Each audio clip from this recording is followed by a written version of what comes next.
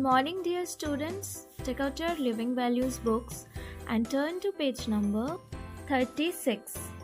So, today we are going to discuss the exercise of chapter 9, that is obedience.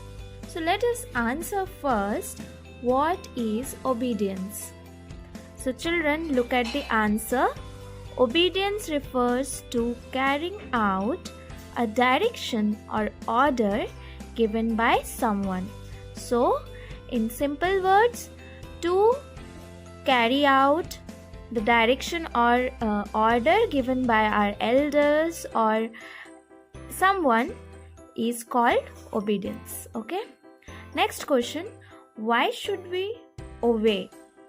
So, if we should not obey rules and regulations, there will be a huge confusion and disorder. So, that is why we should obey. Next question, who should obey whom? So, everybody has to obey someone or the other. No one is exempt from the law of obedience. Children obey their elders and elders obey their superiors. Superiors means who are elder than them. Okay.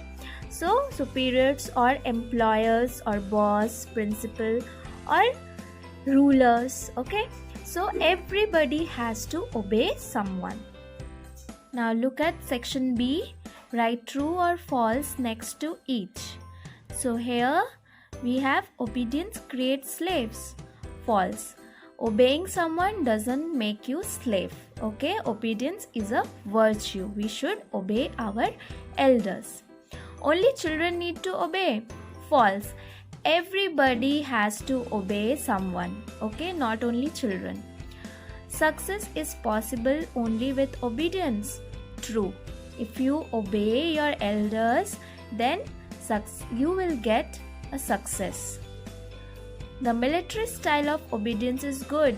Yes, true. Blind obedience is a must. False. We should not blindly listen to someone. Okay? So, blind obedience is not must.